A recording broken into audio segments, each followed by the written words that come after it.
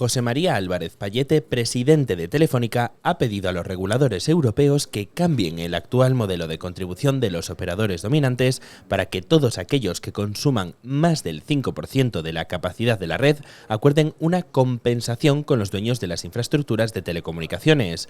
Así lo ha dicho durante el Ágora de eleconomista.es, celebrado en Madrid con el patrocinio del grupo Econocom.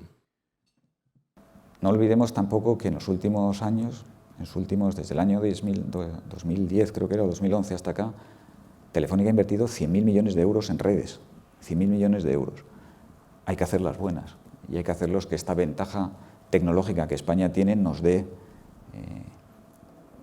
riqueza. Esta es la primera revolución industrial que encuentra España en situación de liderazgo. Esto es como si la revolución industrial España tuviera el 82% del territorio cubierto por ferrocarriles y una máquina de vapor en cada casa o en cada empresa, que eso es lo que es un router inteligente. Hay que llevarlo al 100%, por supuesto, pero sobre todo hay que hacerlo que eso sirva para generar riqueza. Los operadores europeos, y este no es un caso único de Telefónica, todos los operadores europeos invertimos simplemente en capacidad, no estoy hablando de la inversión total, sino simplemente lo que es la inversión en capacidad de la red entre 30 y 40.000 millones de euros al año. Y según desplegamos esas nuevas redes, el 60% de la capacidad de esas redes es consumida por 6 operadores que no pagan por el uso de ella o que no contribuyen a... Europa en paralelo tiene unos objetivos muy concretos que se han marcado en su brújula digital, que es 1 giga de velocidad para todo el mundo en el 2030, 5G para todo el mundo en el 2030, me parece que son 10.000 nodos de Edge Computing. Si no hacemos nada, no conseguiremos esos objetivos por esa fragmentación de mercado y por el hecho de que cuando desplegamos las redes se consumen en operadores que no contribuyen a construirlas. Por lo tanto, creo que Europa tiene que decidir si quiere conseguir esos objetivos. Tenemos que cambiar el modelo en el que esas redes se despliegan. Y yo creo que lo que llamamos contribución justa, en inglés fair share, es importante. Es decir, todo aquel que consuma más de un 5% de la capacidad de la red, que se tenga que sentar con los operadores por los que fluye su tráfico y acordar una compensación. Europa tiene que decidir qué quiere ser, qué papel quiere jugar. En Estados Unidos, para una población de unos 500 millones de personas, hay 3 o 4 operadores. En Europa, por una población parecida, pues hay 47 con red. Hay más operadores en España que en China.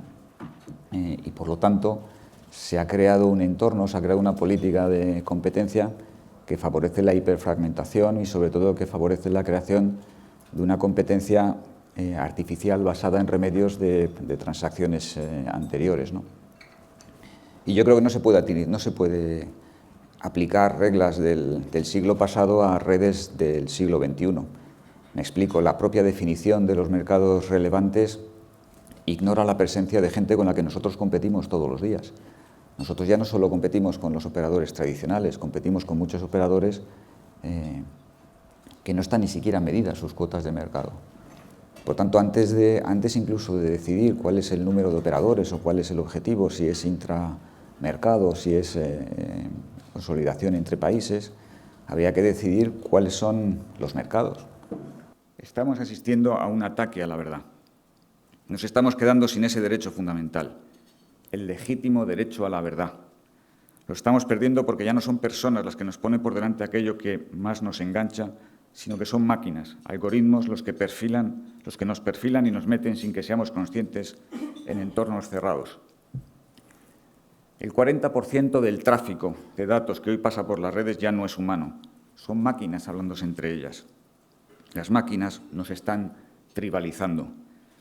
La inmediatez de la conexión global que ofrecen las redes sociales y los dispositivos digitales es una de las proezas de esta era digital, pero en ningún caso debe reemplazar las relaciones personales.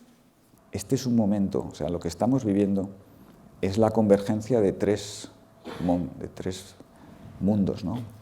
El mundo de las redes, porque las redes de ultrabanda ancha, fibra más 5G standalone son redes distintas, son redes mucho más inteligentes, mucho más de software, es esa evolución del cobre a la DSL, del móvil de voz al móvil de datos, de todo eso a las redes que tenemos ahora, ese es un mundo que está avanzando. El otro mundo es el mundo del procesamiento de datos, de lo que verá el mainframe al PC, del PC a computación descentralizada con los móviles y demás, a la computación en el extremo de la nube, que es lo que se necesita ahora y demás, y sobre todo lo que viene con la computación cuántica. Eso converge hacia las redes también. Y luego Internet. La primera generación de Internet era un Internet en el que tú consultabas cosas. La segunda generación de Internet era una generación donde tú podías consultar y subir cosas, pero estaba muy concentrada. La Web 3, con la aparición de blockchain, descentraliza todo eso. Y todo eso converge hacia las redes. Es otra cosa. Esto ya no es una red de telecomunicaciones para dar voz, es otra cosa. Carlos Pérez Cerce, el Country Manager de Econocom España, ha resaltado la importancia de la tecnología no solo en las empresas, sino también en nuestros hogares. Además, ha hablado de que la transformación digital forma parte de nuestras vidas.